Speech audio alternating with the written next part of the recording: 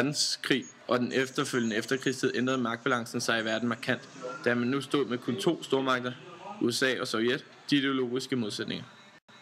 Perioden 1947 til 1962 var den første periode af den kolde krig og ret sigende for den generelle konflikt og modsætningen mellem de to ideologier.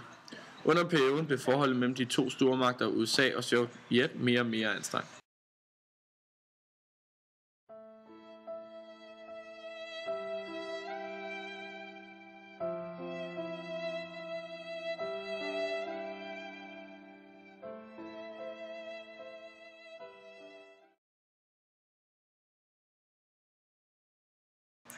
USA anså Sovjet og kommunismen som en alvorlig trussel, hvilket betød en radikal ændring af USA's udenrigspolitik, som ellers gennem en længere periode havde været præget af en isoleringstaktik.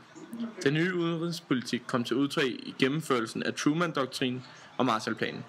Begge foregik i den økonomiske dimension, hvor USA ønskede at gøre landene økonomisk afhængige af den amerikanske støtte, med det forbehold af den politiske støtte til USA og deres modstand mod Sovjetunionen. Derved forsøgte USA med økonomisk tilbud at lokke landene over på deres side i stedet for Sovjets. Dette kaldes for en inddæmningspolitik.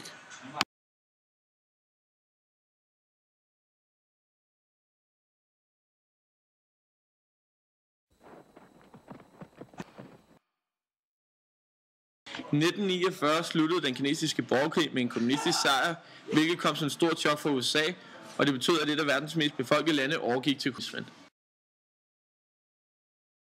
I 1949 indledte USA et militært samarbejde med de 12 oprindelige lande i Nordamerika og Vesteuropa i organisationen NATO. NATO skulle fungere som en gensidig forsvarsalliance, hvor i et hvert angreb på et medlemsland blev betragtet som et angreb på alle medlemslandene. USA fortsatte denne militære idé og udbyggede deres net af forsvarsalliancer i starten af 1950'erne, hvor de blandt andet oprettede ANZUS, en pagt for Stillehavsområdet, og SEATO, en alliance med en række asiatiske lande.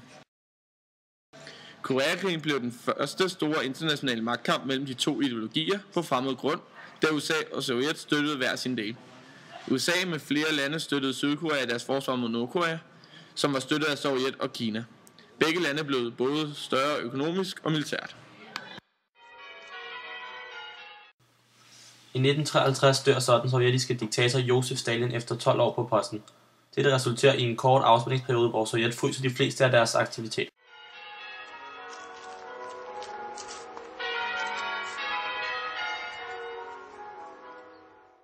Tyskland var efter 2. verdenskrig blevet delt op i to dele, som var fordelt hos de allierede lande fra 2. verdenskrig, nemlig England, Frankrig, USA og Sovjetunionen. Den østtyske del tilhørte Sovjet, og den vesttyske del tilhørte England, Frankrig og USA. I efterkrigsperioden var Berlin splittet op. I den efterfølgende periode opstod der massiv udvandring fra Østtyskland til Vesttyskland via Berlin, hvilket Sovjet ville sætte en stopper for. Dette resulterede i bygningen af Berlinmuren, en mur, som markerede landegrænsen mellem Vest- og Østtyskland i Berlin.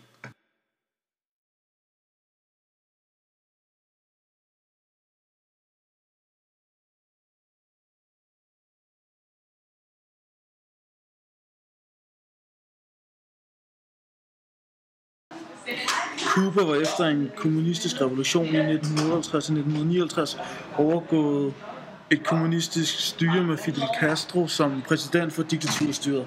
Derved var USA's største frygt uholdeligt tæt på, hvilket USA prøvede at gøre noget ved i 1961 med svinebugtaffæren.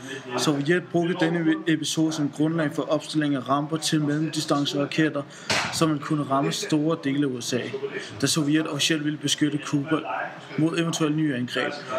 En konflikt, der henlå verden i frygt for en 3. verdenskrig, indtil Sovjet og Cuba valgte at pille ramperne ned igen og sende deres missiler tilbage til Sovjet.